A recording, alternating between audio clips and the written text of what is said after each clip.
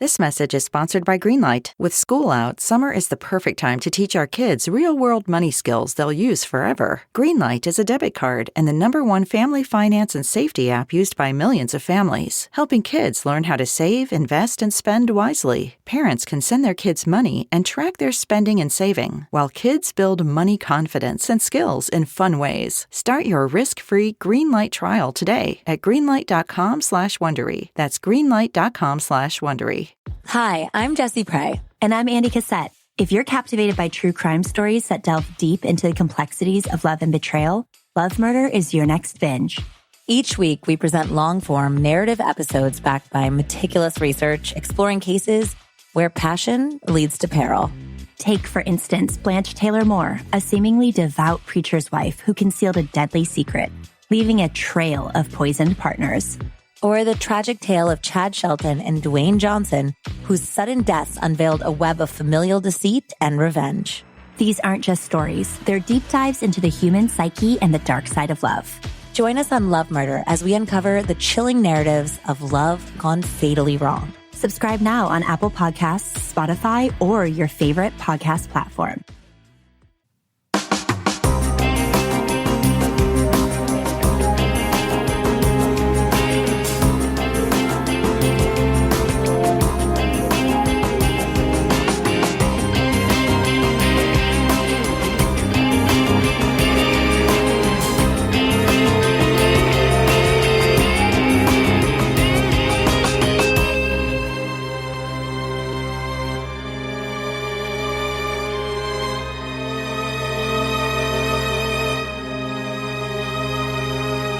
Hello, everyone, and welcome to episode 425 of the True Crime All the Time Unsolved podcast. I'm Mike Ferguson, and with me, as always, is my partner in true crime, Mike Gibson. Gibby, how are you? Hey, I'm doing good. How about you?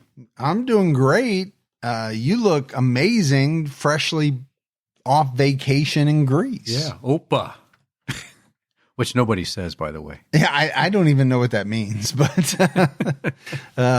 I mean, you got a little tan going. Yeah. You just look healthier. Like you got some of that Mediterranean goodness in you. I did. But you had a great time. I did. It was it's a great place to go to. Yeah. Everybody should go to the Mediterranean, especially Greece. And I'm happy for you. Yeah. Let's go ahead and give our Patreon shout outs. We had Kelly. Or Kelly. Okay. Tishlyn Anderson. Hey, Tish. Barbara J.K. What's going on, J.K.? Jamie Klein. Hey, Jamie. Nicole Oakleaf. What's going on, Oakleaf? Rita Flora. Hey, Rita. Bill Dunn. What up, Bill? Jesse Wolfson. There's Jesse. And last but not least, Charlene Byrne. Good old Charlene. And then if we go back into the vault, this week we selected Krista Carden. Hey, there's Krista. So we appreciate all the support. Gibbs, we have a brand new episode out right now on True Crime All the Time, where we're talking about Stephen Jones. He was a freshman at Northern Arizona University, and he and his friends were out one night. They got into an altercation with another group, and it turned deadly. I just thought this was a fascinating case because you have two sides, each side telling a different story. And as it always is, you know, it's up to the jury to decide. Yeah, it was a fascinating case, but it had me going back and forth. But at the end of the day, I made my decision. Yeah, it is one of those cases where, you know, as a listener, you're going to have to weigh the evidence and the comments and all of that. All right, buddy, are you ready to get into this episode of True Crime All the Time Unsolved? I am ready. We're talking about the murders of the Alcásser girls. 14-year-old Miriam García Iborra, 15-year-old Antonia Toñi Gómez Rodríguez, and 14-year-old Desirée Hernández Folch went missing while hitchhiking to a nightclub in November 1992. In January 1993, their bodies were found in a remote area. The case of the Alcásser girls made headlines throughout Spain. One of the men involved was imprisoned for his role in the murders, but the man believed to be the main perpetrator remains at large. How old were you in 1992? Like 19? Oh, okay. Give or take. Okay. Didn't know if you were similar age. A little bit older. A little bit older. Than these girls. But this is a pretty famous case. It is. Miriam, Toñi, and Desirée were three normal teenage girls who enjoyed socializing with their friends. They were residents of Alcásser, a municipality just outside the city of Valencia. We just talked about you going to Greece. You know, Spain is a place that I'd really like to go. Yeah. Italy is another. Now, will I ever make it? I don't know. One, you don't love planes. And two, I don't want to be on a plane that long. Yeah, and you do have to fly over the Atlantic, and I know how you feel about oceans. That doesn't bother me. Okay. Doesn't scare me at all. Okay. I don't want to be in the ocean, but flying over it does not scare me. November 13th, 1992 was a Friday night. The girls wanted to go to a nightclub called Couleur in Picassent, about 4 kilometers from their homes. Couleur, which is no longer standing, was a popular spot for teenagers in the area. And there was a secondary school party there that night. Do you remember a place from your younger days that was kind of a popular hangout spot? Yeah, a lot of people went to a place up in Bradford called the Bug Inn. Oh. So you meet kids from all over the area, from different schools. You go up there, and it was one of those places that go dance, meet some girls, and they would also sell alcohol to minors. Minors, yeah, back in the day. Actually, I thought you were old enough where you could drink at like 18. I was. Oh, okay. Yeah. So that wasn't a joke. You really were. Well, We had a place similar. It was called the Zoo, I think. yeah. Kind of a teen nightclub spot. Yeah. Toñi called her friend Sarah at 5 p.m. Sarah's mother answered and told Toñi she was taking a nap. Toñi asked if she could tell Sarah she wanted to hang out once she woke up. However, Toñi did not end up seeing Sarah that night. Around 6:30 p.m., Toñi called a local radio station to request a song. The host asked if she had any plans that night. Toñi said she didn't know. The host asked if she was going out, and she answered, "That's for sure." Toñi then requested a song and dedicated it to several friends. Man, back in the day when you could call the radio station and actually request a song and they would play it. Yeah, and you would hear, a lot of people requesting one for their significant others or for their ex or, come back to me songs or things like that. Around 8 p.m., Toñi, Miriam, and Desirée went to visit their friend Esther Diaz, who was sick and couldn't go out with them that night. They were discussing whether or not they were going to hitchhike to Couleur. Esther told the girls she'd rather hitchhike than walk because the route to the nightclub was scary. Esther's mother told the girls they shouldn't hitchhike because something could happen to them. The girls didn't seem to want to listen to her and said something to the effect of, "No, we're leaving," around 8:20 p.m. So, interesting, right? Hitchhiking to them wasn't scary, but walking was. Yeah, you would think it'd be the other way, right? Yeah, I'd rather not do either, but, when you're young, do you always think about the possible consequences of everything? No. No, I would say the answer is no, right? What are you thinking about? Getting to this party, hanging out with your friends. After this, Miriam called home to try to get a ride. Her brother, Martin Garcia, was home and saw his mother answer the phone. Miriam asked if her father, Fernando, could take them to Couleur, but Miriam's mother said no because he was sick with the flu and couldn't get out of bed. She essentially told the girls that if they had missed the last bus, they should forget about going to the party. And yeah, that's good advice. But, these girls were determined to get to the party, so they decided to hitchhike. Yeah, like a lot of kids, they want to make sure they're where everybody else is. So we'll do what we have to get there. And as you and I did as well, sometimes we go against the wishes of our parents. Yeah, quite frequently. Toñi's sister, Luisa Gomez, got home from work at 8:30 p.m. and saw that she wasn't home, which was unusual. She didn't truly start to worry, though, until 10 p.m., when Toñi was supposed to be home for dinner. At that point, Luisa went outside to start looking. Around that time, Miriam's mother also started making calls. She called Desiree's mother, Rosa, who said Desiree sometimes came home at 10 or 10:15. She didn't seem too worried. Miriam's mother then called Tony's family, who seemed more concerned. It did kind of strike me that dinner was slated for 10 p.m., but you also experienced that on your trip to Greece. It's pretty common to eat later in the evening, not, at the 5, 6 o'clock that we're accustomed here. Not 5:30 like my wife and I did. Yes, exactly. Although he was sick, Miriam's father, Fernando Garcia, decided he was going to drive to Couleur to look for the girls. They weren't there, so he stopped at the Civil Guard station on his way home and attempted to report them missing around 11 p.m. He was told that he couldn't do so until 24 hours had passed. The officer tried to reassure him that the girls were just young kids being foolish. So not really surprised. That's how it was treated here back in that time. Yeah. I mean, I think it just goes to show that 80s, 90s, this kind of happened all over. But today it does seem as though most places take the disappearances of underage people much more seriously. For sure. Than they did back then. Fernando spent the entire night searching. Just as you and I would. Oh, absolutely. As a father or a mother, for that matter, you'd be out of your mind. But you wouldn't stop. By the morning of November 14th, all three families were extremely worried and knew something was seriously wrong. Fernando Garcia officially reported the girls missing.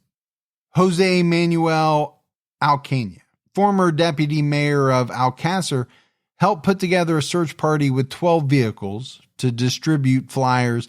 The police searched abandoned buildings in the area, and Fernando Garcia spoke to reporters early on, which helped the case get unprecedented coverage for the time. For example, the newspaper Levante first reported on the missing girls on November 15th because Fernando went to their office with pictures of the girls.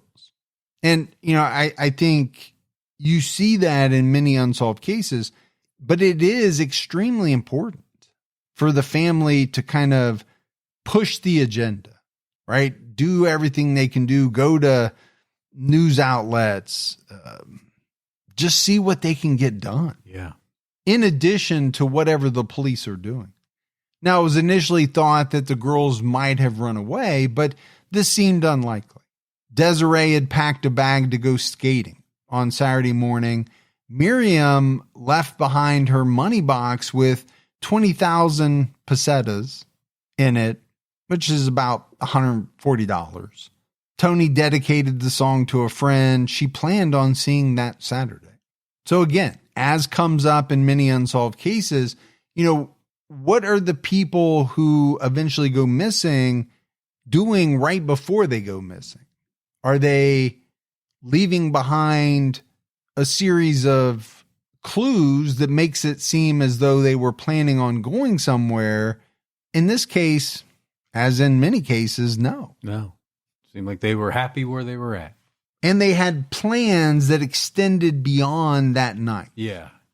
Esther Diaz said in a news interview that her friends were happy at home and never thought about running away. She believed they would have told their plans, particularly Desiree, because they were close friends. The police soon received a report from a couple who picked the girls up and dropped them off at a gas station in Picasen. Soon after this, the girls saw their friend Jose Cano. He spotted the girls walking down the street to the town center. They stopped to greet him and kept walking. These reports confirmed that the girls made it to Picasen, but they hadn't made it to the nightclub. On November 21st, Picasen resident Dolores Badal came to the Civil Guard station and claimed that she looked out her window on the night of November 13th and saw three young girls getting into a white vehicle. One of the girls stepped out into the street to try to flag down a car. Two drove past without stopping, but the white vehicle stopped. Dolores claimed she saw four men inside, but couldn't specify their ages or other features. Interesting how observant some people can be. Yeah. I mean, I think I've talked about it before, but my grandfather was one of these people who loved to look out the window. Yeah. He just wanted to know what was going on. And I think if he saw something like this, he would have been able to describe it to police as well. I did think it was strange that you have 3 girls getting into a vehicle with 4 men. I mean, I think that tells you something either about the vehicle and how large it was, or the seating arrangements. Yeah. You're either talking about something that can carry 7 or 8 passengers, or you're talking about the fact that these girls were having to sit on someone's lap. Yeah, squeezed into this car. Yes. Investigators agree Dolores would have been able to see the girls and the exterior of the car clearly, but it does seem like she wouldn't have been able to see 4 boys in the vehicle if they didn't get out, which she said they didn't. Maybe she didn't see what she thought she saw. Well, maybe, but my thought was, how are they saying that they don't think she could have seen them? I mean, what if when the door opened to let the girls in, the dome light came on? Yeah. And that's how she was able to see them. So I don't know how they're making that determination. In early December, there was a conflict between Fernando Garcia and the police. Fernando was told there was a house where the girls were possibly being held, but the police couldn't get a warrant to enter without a credible tip. Fernando decided to submit a tip and broke into the house early one morning. The homeowners didn't file a complaint against him because they understood the circumstances. You know, I think you or myself would do the same thing, though. Yeah, he decided to go Liam Neeson and Taken. Again, I don't know what I would do if one of my girls went missing. But if you thought she was in that house, I wouldn't be surprised if you didn't go and kick the door open. I'm not sure there are any lengths I wouldn't go to. Weeks passed with no answers, but on January 27th, 1993, 2 beekeepers found an arm sticking out of the ground in a rural area in La Romana, in the municipality of Catala. The beekeeper saw a watch sticking out of the ground and the bones of a forearm. The hand was missing. Freaky. Disturbing. I mean, this is someone who's, used to working with bees. Okay, I get that. Not used to probably finding scattered body parts. Authorities found 3 bodies that were identified as the missing girls. The autopsy would reveal that the girls had been raped and tortured. One of Desiree's nipples was torn off, and she was stabbed twice in the back. The other girls had been beaten before they were shot. Oh, the brutality of this. To such young girls. Authorities conducted a detailed search of the area. On January 28th, they found a glove, binoculars, 3 belts, and other items of clothing. They also found papers scattered throughout the crime scene, including a form for a person who was treated for an STI at a hospital in Valencia. The man listed on the paperwork was Enrique Angles. His date of birth and social security number were also listed on the form. He lived in the municipality of Cataroja. Enrique had a criminal record, and he was familiar to the local police. So it's a lead? I'd say it's a pretty good lead. Now, is it possible that this form just happened to find its way to this crime scene, flew out of a car? Yeah, there are some possibilities. Sure. But, the guy has a criminal record. He's known to police. Obviously, he's somebody you're going to want to talk to. Officers went to his apartment and knocked on the door. No one answered, so they left to get a search warrant. Starting your own business is tough. When we started the podcast, I'll be honest, we really had no idea what we were doing. We had to figure it all out on our own, and that can be super overwhelming. There's always something new, and it seems like your to-do list keeps growing every day with new tasks, and that can easily begin to overrun your life. Finding the right tool that not only helps you out, but simplifies everything can be such a game changer. For millions of businesses, that tool is Shopify. Shopify is the commerce platform behind millions of businesses around the world and 10% of all e-commerce in the US. From household names like Mattel and Gymshark to brands just getting started. When we switched to using Shopify to send out our podcast merch, that really was a game changer. With hundreds of ready-to-use templates, Shopify helps you build a beautiful online store to match your brand style. Shopify is packed with helpful AI tools that write product descriptions, page headlines, and even enhance your product photography. You can easily create email and social media campaigns wherever your customers are scrolling or strolling. And best yet, Shopify is your commerce expert with world-class expertise in everything from managing inventory to international shipping to processing returns and beyond. If you're ready to sell, you're ready for Shopify. Turn your big business idea into with Shopify on your side. Sign up for your $1 per month trial and start selling today at shopify.com/TCAT. Go to shopify.com/TCAT,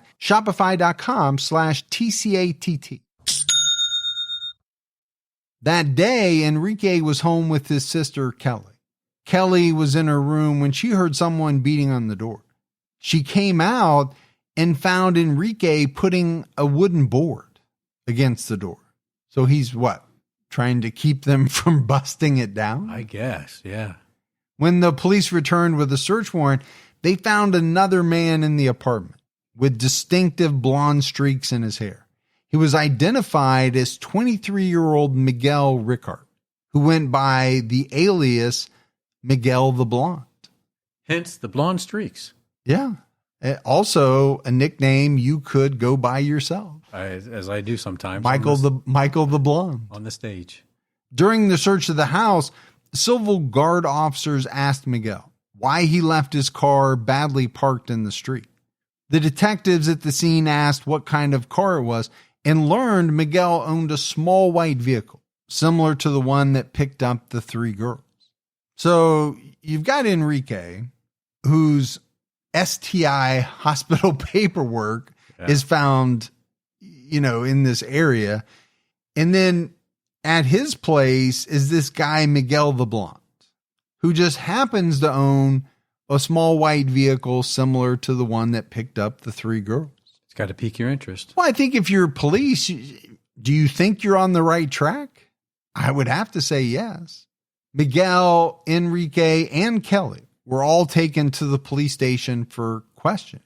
When Enrique was first questioned, he said he killed the girls because they were at the club and didn't want to dance with him. However, it was clear something wasn't right, and the authorities learned from the family that Enrique was diagnosed with schizophrenia. Going to throw a little wrench into your investigation? Yeah. According to Valencia's chief prosecutor, Enrique Beltran, Enrique Angles admitted he loaned his brother Antonia his social security documents so he could get medical attention. He said Antonia was actually in the home when the police showed up, but he escaped through a window.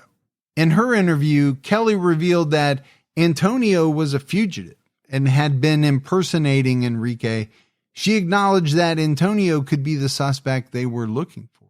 Kelly confirmed Enrique's story, that Antonio escaped from a window. He made a rope out of sheets and told Kelly to pull them up once he jumped onto the rooftop next door. Antonio descended 2 floors and jumped.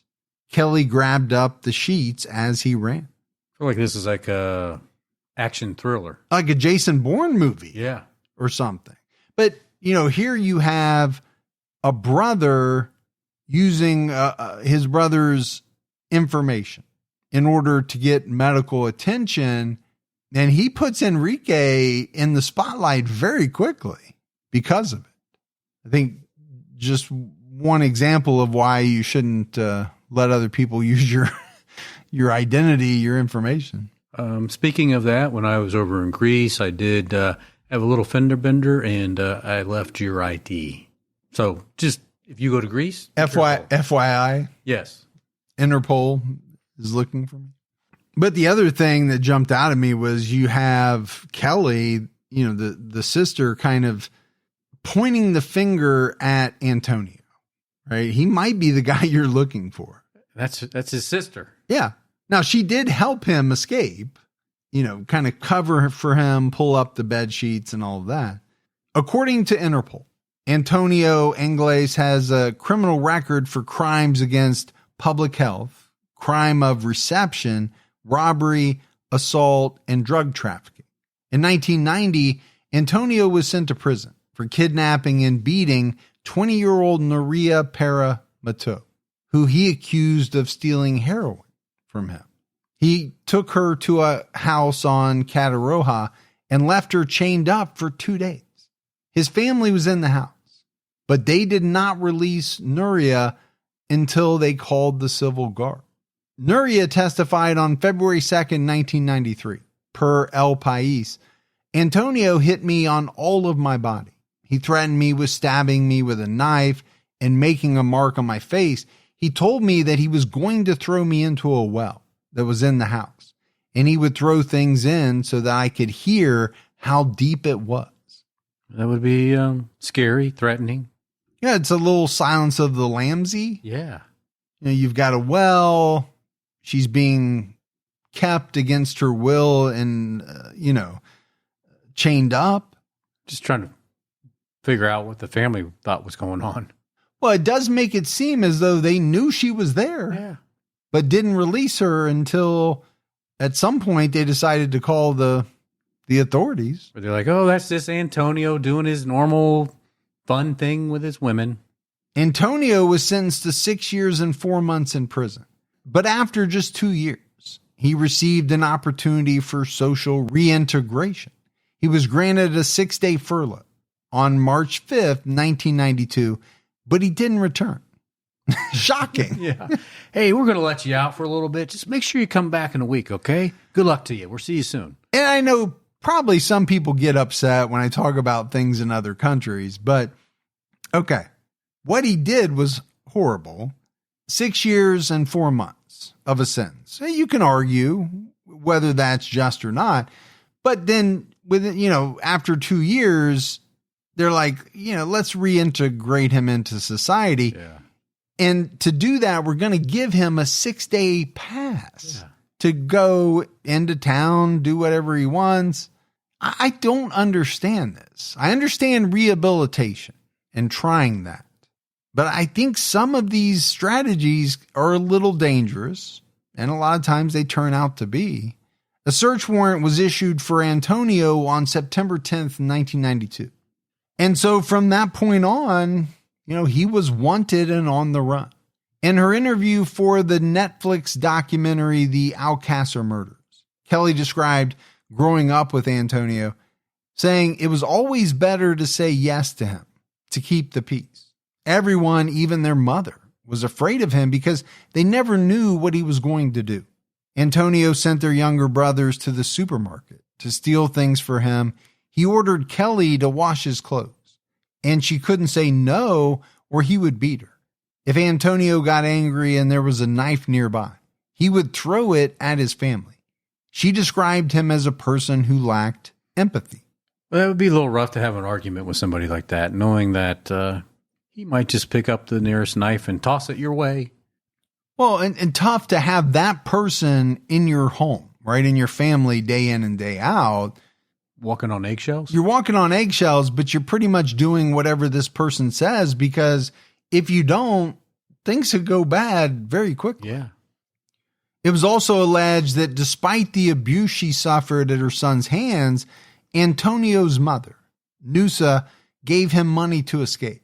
She claimed in an interview that he stole 2 million pesetas from her, approximately $14,000 in 2025. It sounds more impressive when you say 2 million. Yeah. But really not. It always does in other countries where they talk about millions and millions, and it's really only like a few $1,000s.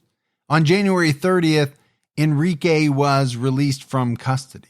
He spoke to the press and denied any involvement in the murders. He was asked if he had ever seen his brother with a gun in their house and said yes. Once he pointed a gun to my head, and he told me that if I ever said or if I go too far, that he would shoot me if I became a nuisance. Brotherly love. This is not a good person, this No. Antonio. Not at all. His sister's talking about, his lack of empathy. His brother said he claimed he would shoot him if he became a nuisance. Miguel Ricart was also being interviewed during this time. At first, he said he didn't know anything about the murders and was eating with his friends and girlfriend that night, but his girlfriend didn't back his story. Then he claimed he was in prison. Officers checked prison records and learned he was actually on prison leave on the day of the murders. Not looking good for him.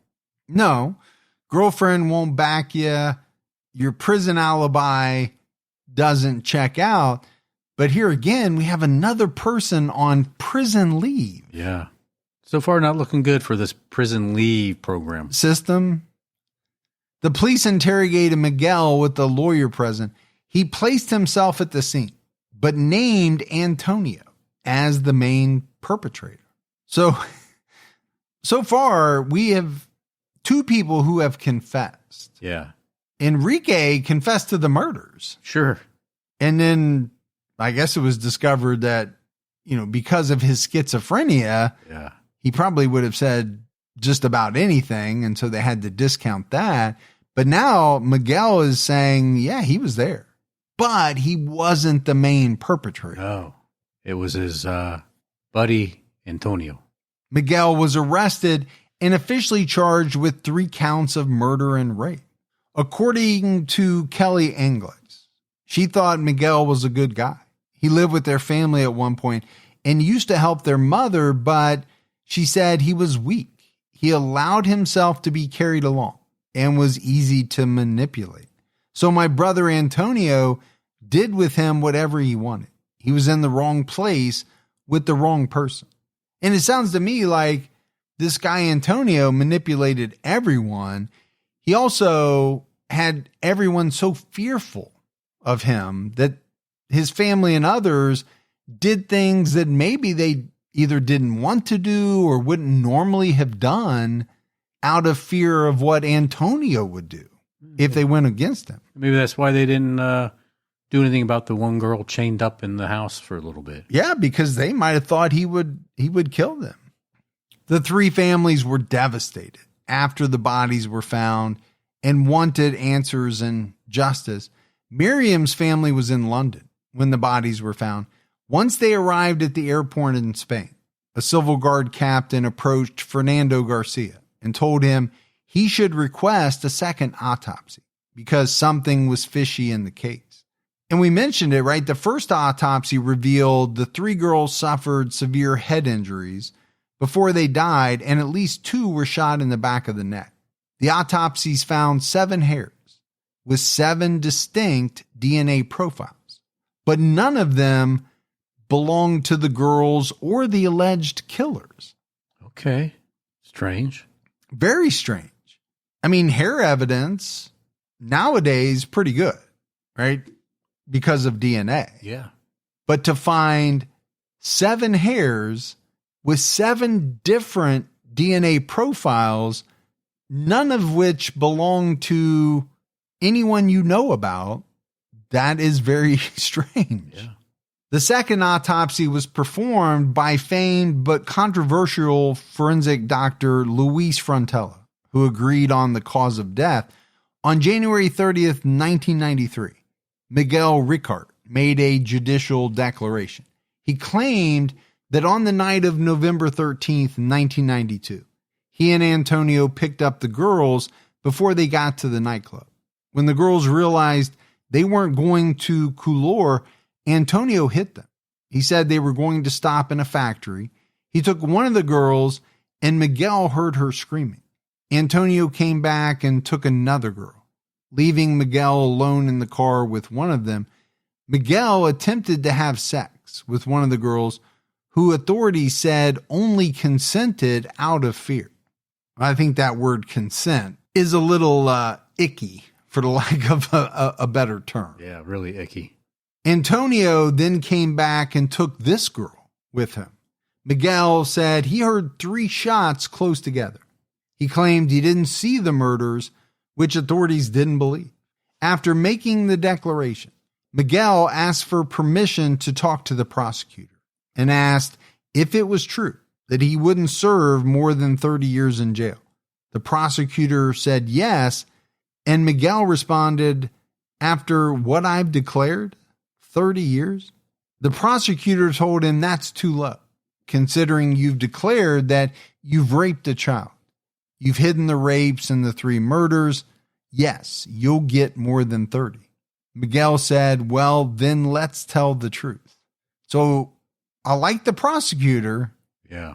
Because he's not dealing. Right. He's saying, you've already admitted to raping a child.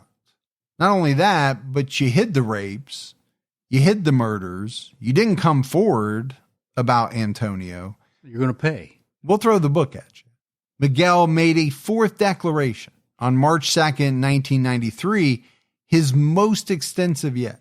The full declaration was read in the Alcásser Murders documentary. He said when the girls realized they were going past the nightclub and they weren't stopping, they started to complain. And Miguel told Antonio to turn around and leave them there. But the latter slapped him on the back of the neck twice and said that in the car, he was in charge. Immediately after, to silence the girls' whining, Antonio started punching them. They went directly to a hut in Yombai. They stopped the car in a terrace where there were some hives and where the dirt road that connects to the hut ended. The hut is 400 meters away from there, and it can be reached through a path. In a straight line, they walked to the hut. Miguel walked at the head of the line with a flashlight, and Antonio at the rear with another one. While they were walking, the girls asked them where they were taking them. They asked them to let them go. Antonio always told them to shut up and keep walking. Once they reached the hut, they went directly to the 2nd floor. The first thing Antonio did was to tie victim 1 and victim 2 to a post that was in the center of the room with their hands behind their backs.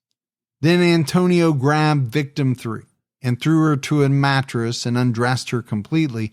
She tried to fight and resist, but Antonio was able to subdue her. He untied victim 2. Antonio undressed her, tearing up her upper clothing. He threw her to the mattress. He told Miguel it was his turn. Miguel protested that he wasn't in the mood under such circumstances. Antonio answered that if he wasn't with him, he would send him to hell, insinuating that he would kill him. At the same time, with a thick stick, he hit Miguel 2 or 3 times in the lower back. With the 3 girls tied up, Miguel and Antonio grabbed the flashlights and returned to the car. They got into the car and drove to Catalan, to a bar, which name he doesn't remember, where they ordered and bought 2 sandwiches, a salad, a beer, and a water bottle. They returned to the hut with what they bought, and they both ate dinner there. They offered water to the girls. Only one wanted to drink. Once they had eaten dinner, Antonio untied victim 1, undressed her, and threw her to the mattress. He did to her the same thing he had done to her friends. Later, Miguel and Antonio decided to sleep on the mattress. They covered themselves with a piece of carpet. Antonio said there would be more tomorrow. But the next morning, Antonio got up and left without telling Miguel where or why. He didn't come back until 3 or 4 hours later. When he returned, he told Miguel to come down to the ground floor. There he told him they had to kill the girls and bury them so they wouldn't snitch. Miguel proposed to Antonio to set them free. Antonio said he sounded like an idiot because with the girls alive, they could get caught. Then they went to the 2nd floor. They stayed there 2 hours sitting until it was 3 p.m. Then Antonio got up and told the girls they were leaving. He untied them and walked to the car. Once they came close to the car, near a hive in a field of olive trees, Antonio told Miguel to return to the hut and to bring back the piece of carpet they had used during the night. He clarified that while he was going to get the carpet, he guessed that Antonio tied the hands of the girls again because they were in that position when he returned. Antonio took out the gun. He assembled it and pulled the trigger, but there was no shot. So he assembled it again, and the cartridge that hadn't shot before fell to the floor. Then he shot 3 times, one for each girl. Now that they were dead, Antonio placed the carpet at the bottom of the pit and threw inside one body after the other. He hid the pile of bodies with the rest of the carpet, and then he threw dirt on top of it. Antonio asked Miguel to help him. He did so with the hoe, while Antonio buried with the wider side of the point. Once they covered the pit with dirt, they pulled out scrubs and bushes and threw them on top. They planted it to conceal the disturbed ground. Antonio started looking for the shells until he found them. Since then, Miguel hasn't been back to the hut or the pit, but he and Mauricio, Antonio's brother, went to pick up the gun because the next day they were going to rob a bank. Miguel, Antonio, and Roberto, who's Antonio's brother, planned to rob Caja Rural. So, I mean, this was a long declaration. Sure was. Very detailed. And I think you can look at it a couple of different ways. One, that Miguel is telling the absolute truth, or that he is minimizing his role to the biggest extent possible. To avoid 30 years or plus? Or to gain some favor or a lesser sentence. He is essentially saying, yes, I was there, but I was under duress. I did all of this under duress, and Antonio did all the bad stuff and killed the 3 girls. And removed himself from rape charges. Yeah, I think that's the other big switch up, right? But he did admit that they were going to rob a bank. So, is it sprinkle a little truth in to help the other stuff be believable? Maybe. Or is this really what went down? The thing is, Antonio's not around. They don't have his side of the story. They have nothing else to really compare it to. That's true. On June 11th, 1993, Miguel Ricard wrote a threatening letter to Antonio's mother that said, I feel pity for you, and that's why I'm giving you this one chance. I'm saying this a second and last time.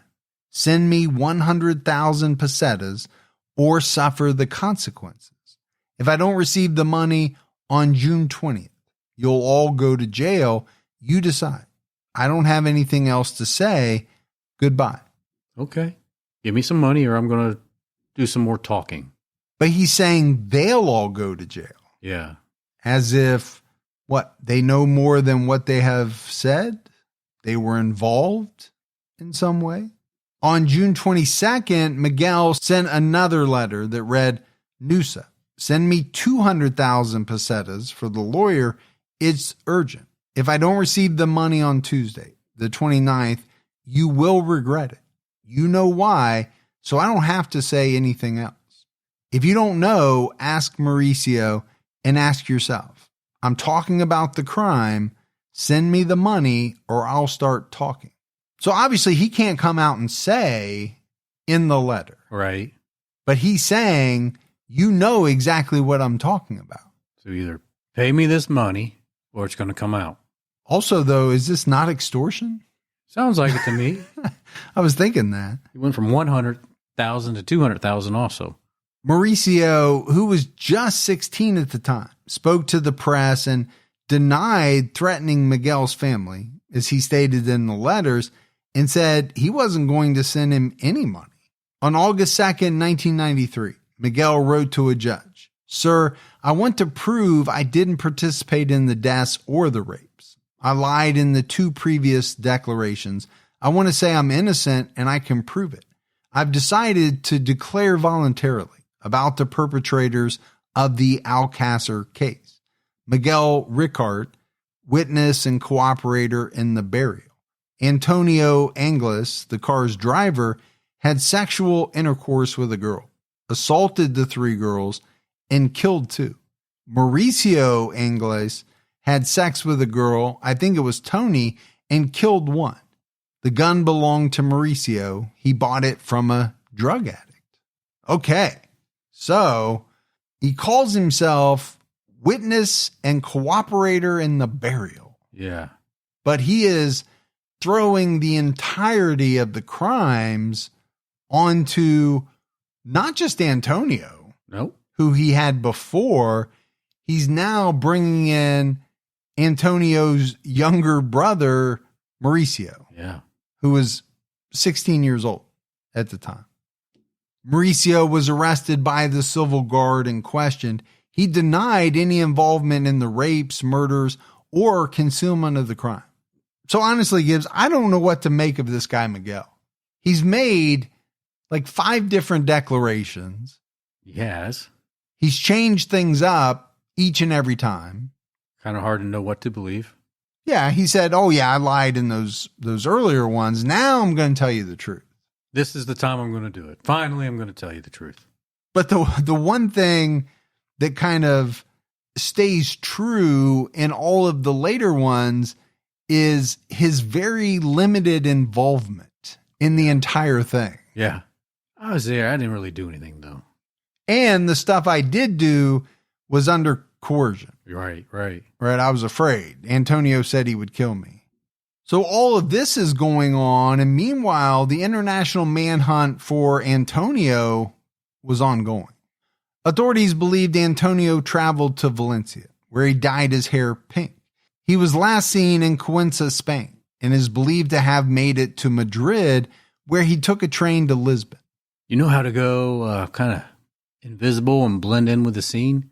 Dye your hair pink. Yeah, it seems like the strangest thing, doesn't it? Yeah, it's like, well, are you just trying to for people to stand out? If you saw somebody walking down the street in a crowd of people, the one person that would stand out was the person who had bright pink hair. Absolutely. According to an Interpol report, on February 23rd, 1993, a farmer saw him near Elvas, Portugal. His presence in Portugal was also confirmed by the brother of someone who helped Antonio. On March 23rd, 1993, Antonio was discovered as a stowaway on the City of Plymouth, a ship traveling from Lisbon to Dublin, Ireland. At the Dublin port, a British sailor named Joe Hannigan found a stowaway trying to steal food in the kitchen of the City of Plymouth in the early morning hours. The sailor apprehended the stowaway and took him to a cabin that locked from the outside.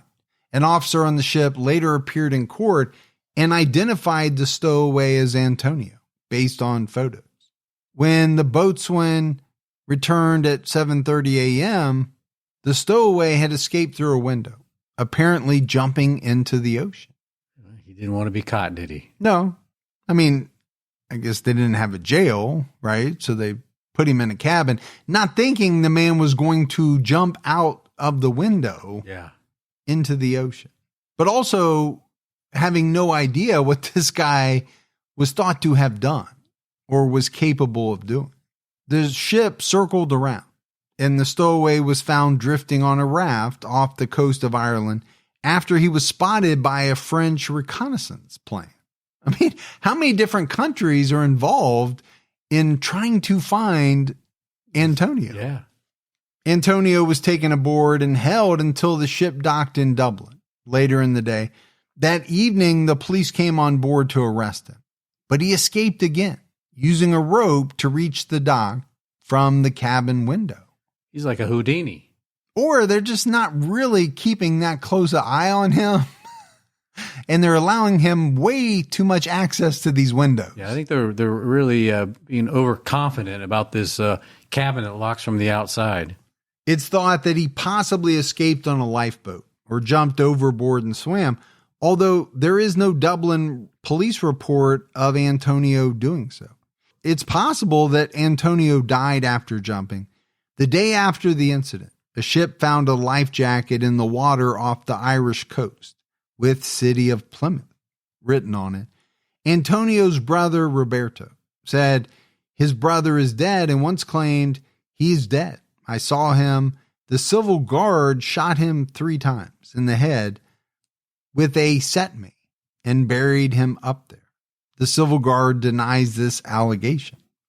I mean, is it possible that the civil guard said, what you did was sick? We don't even want to take you through court on this. We're just going to take care of you old school. Yeah, but they would have to have caught him. Now, maybe they did and they kept it quiet and carried out their justice. Another theory is that he made it to shore and used his Brazilian passport to travel to Brazil as he had dual citizenship. Antonio was known for being a strong swimmer, so some believe it's possible he survived. Another third theory is that the stowaway was not Antonio at all, but another unidentified fugitive.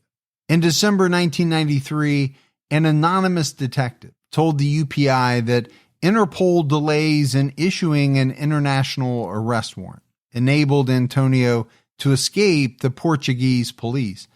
The Lisbon police actually tracked Antonio down, but they couldn't act because there was no international warrant.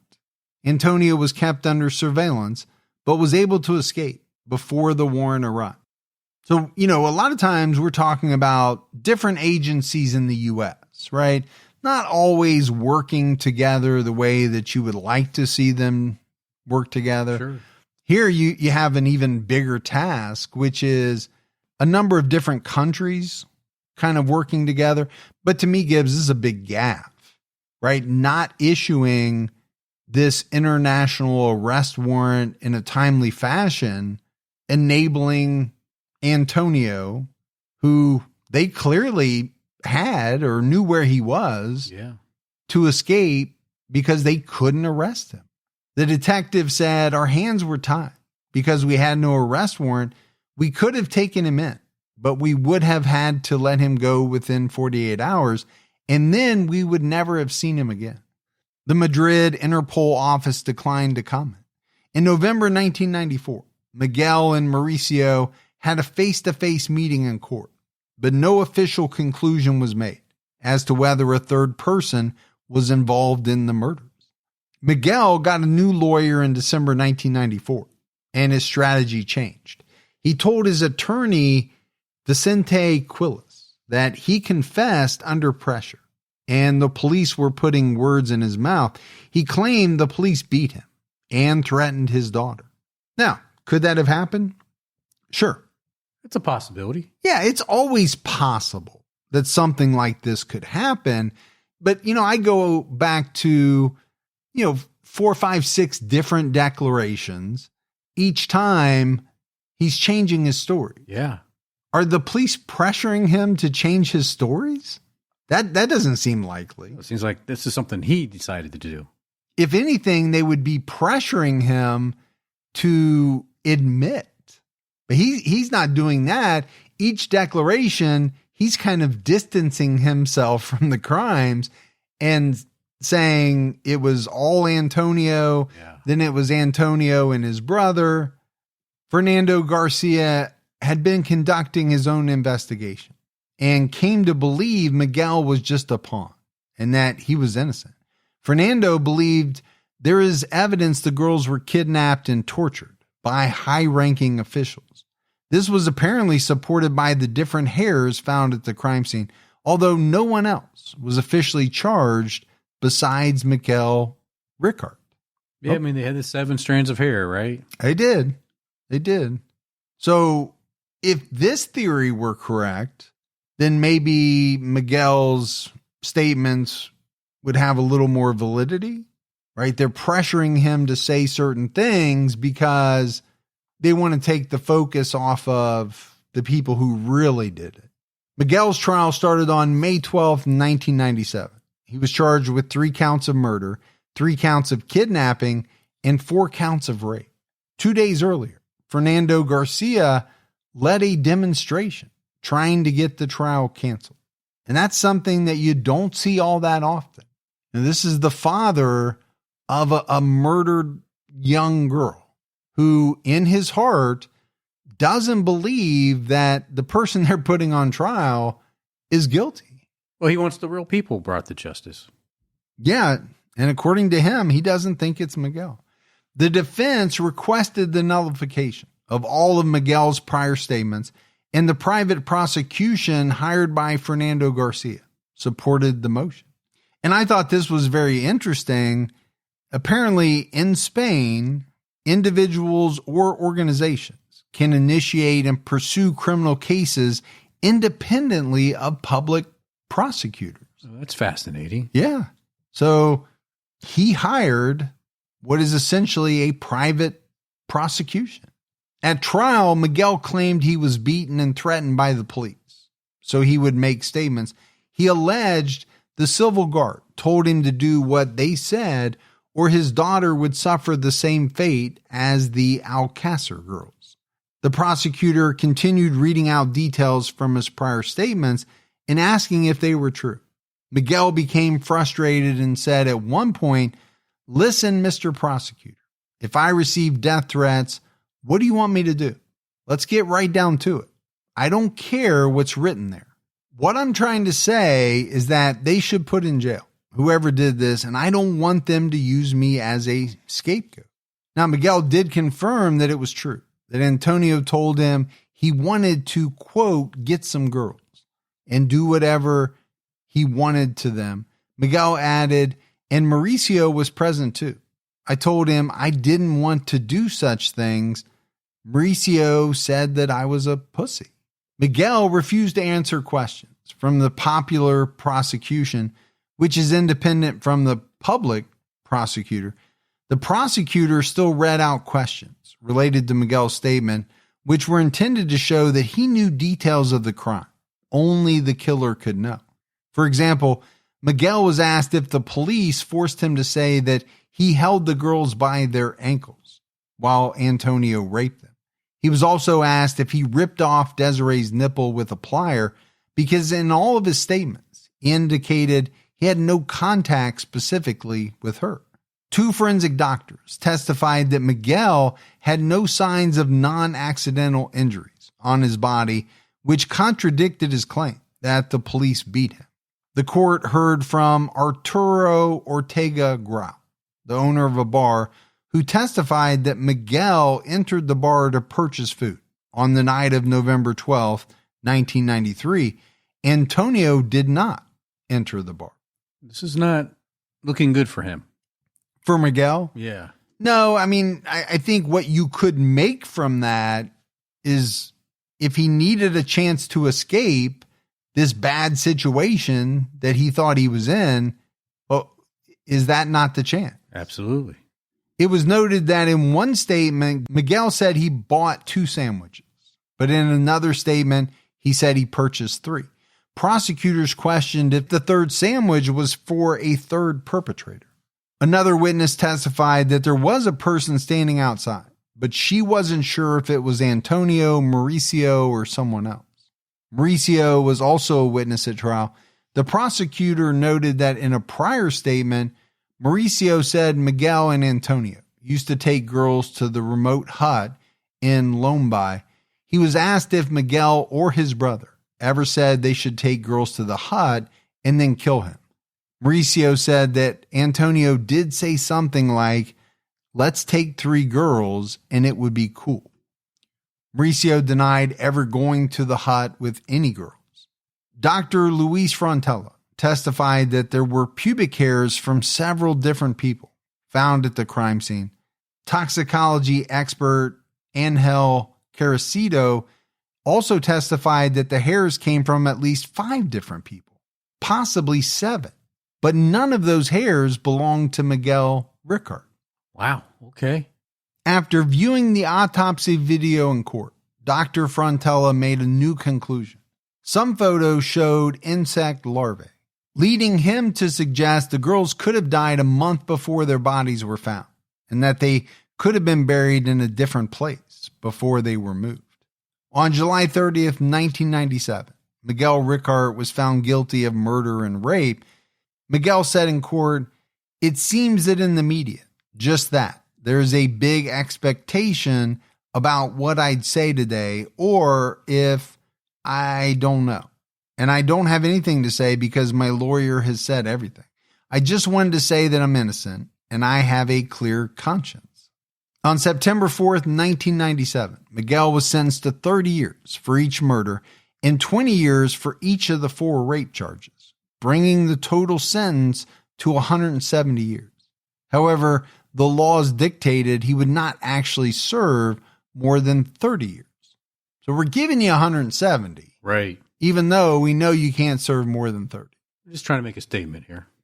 In October 2012, the European Court of Human Rights forced Spain to repeal the Perot Doctrine.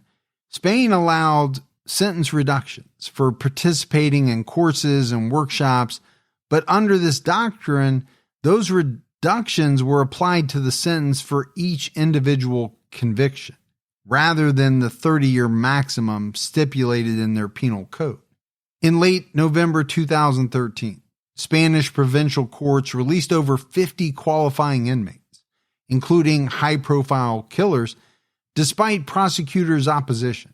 Miguel Ricard was released on November 29, 2013, about 10 years early. And I'm sure there were some family members of the victims who weren't happy about that. Now, I don't think you can put Fernando Garcia in that camp because I don't think he thought Miguel was guilty in the first place. I mean, he basically came out and said that.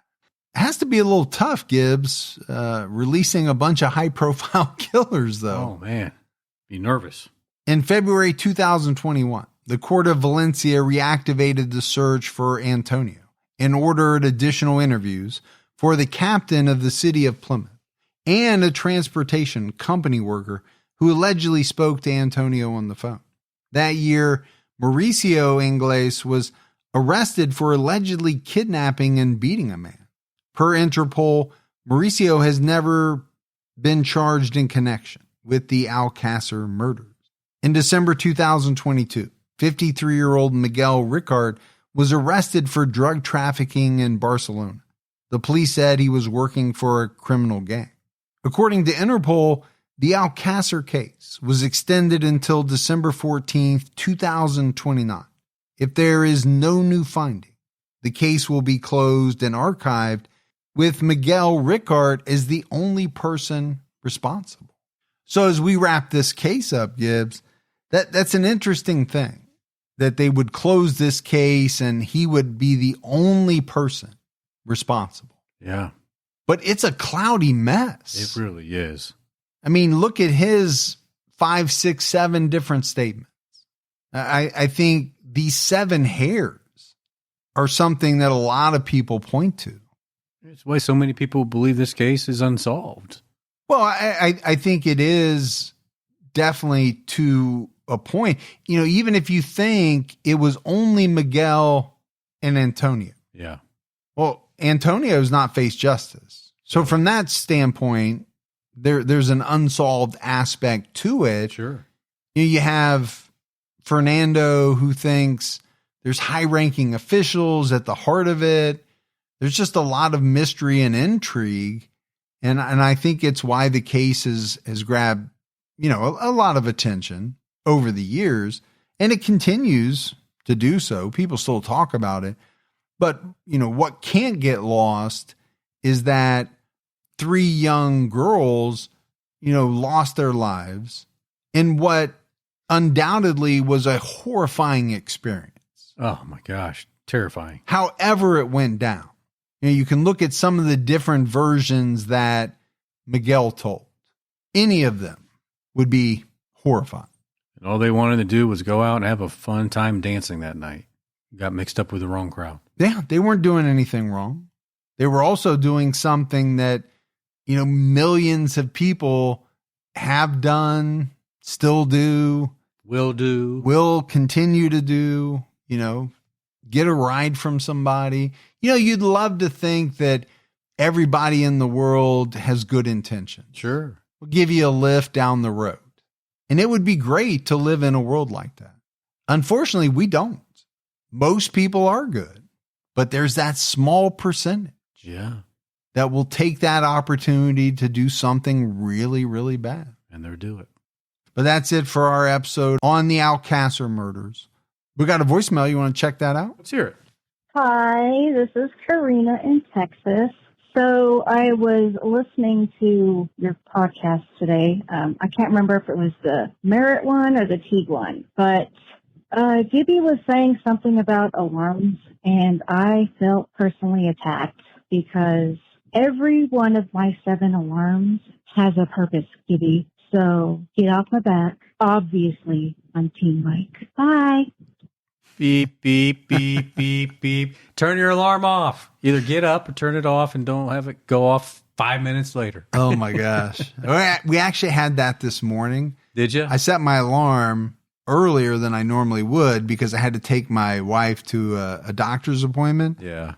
And she was already up. She gets up way before I do, no matter what time I get up. Yeah. And she could hear the alarm from downstairs.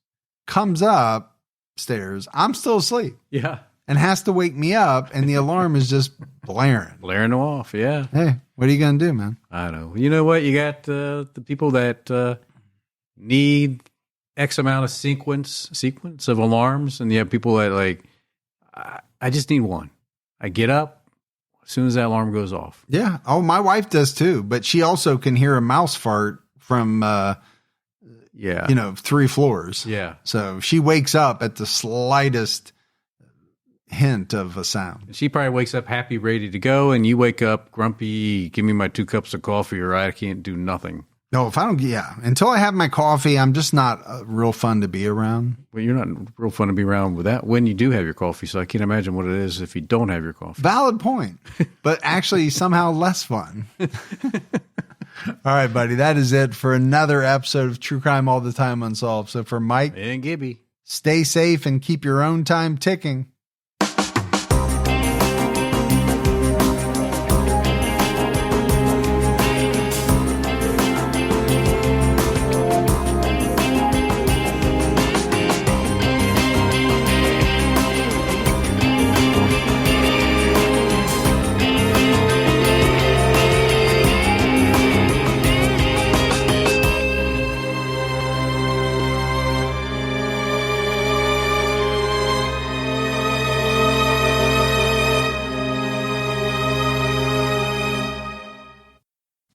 Just when you thought summer couldn't get any hotter, Pluto TV is turning up the heat with thousands of free movies.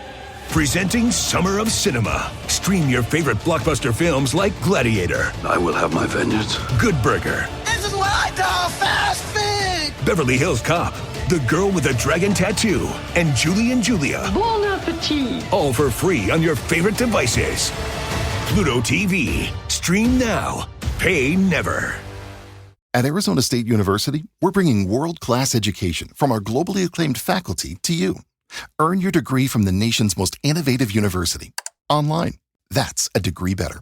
Learn more at asuonline.asu.edu.